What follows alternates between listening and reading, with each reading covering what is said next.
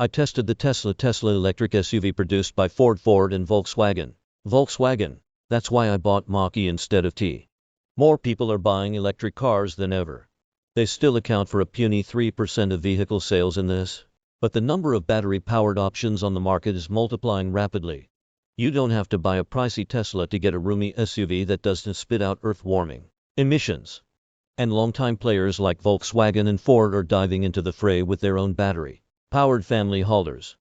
I recently tested two of the most popular electric SUVs not sold by Elon Musk, the Volkswagen ID.4 and Ford Mustang Mach-E. They're both superb EVs that can carry 5 people in their stuff, drive a considerable distance on a full charge, and be had for under $45,000. But if I were in the market for any SUV, I'd pick the Ford. Here's why. With its jelly bean shape and familiar proportions, the ID.4 fits right in with the sea of small SUVs out there. The Mach-E, by contrast, looks a bit sleeker and more exciting than your run-of-the-mill crossover. Beauty is in the eye of the beholder, but I prefer the striking look of the Mach-E any day of the week. Ford couldn't call the Mach-E a Mustang and not back that decision up with some serious performance. And it delivered. The all-wheel drive Mach-E First Edition I tested was quick from the stop, handled great, and was all around a blast to drive. In its Sport IST setting, unbridled mode, the Mach-Es acceleration was downright nauseating.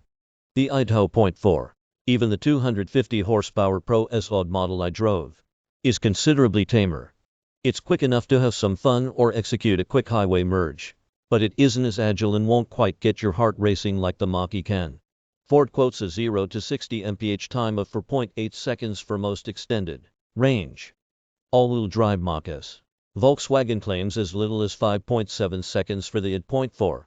The top trim ID.4 I tested delivers a healthy 240 miles of range, according to the Environmental Protection Agency.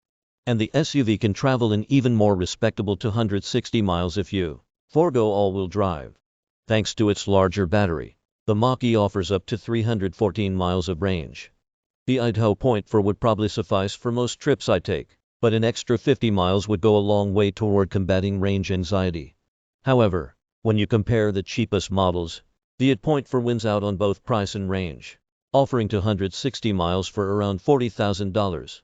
The bottom-tier Mach-E Select retails for $43,895 and goes an EPA rated 247 miles. I found both SUVs spacious in front and back, and both offer glass roofs that make their cabins even airier. But the Volkswagen has slightly more cargo space both behind the rear seats and with the seats folded. The Mach-E makes up for that with a bonus storage area under the hood. I'm generally more a fan of actual buttons than giant touchscreens that control everything, but the Mach-E's 15.5-inch display was intuitive.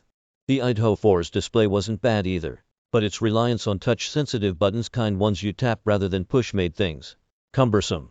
With its approachable looks, driving experience, and price, it's no wonder the ID.4 hasn't had too much trouble capturing us buyers in the year it's been on sale.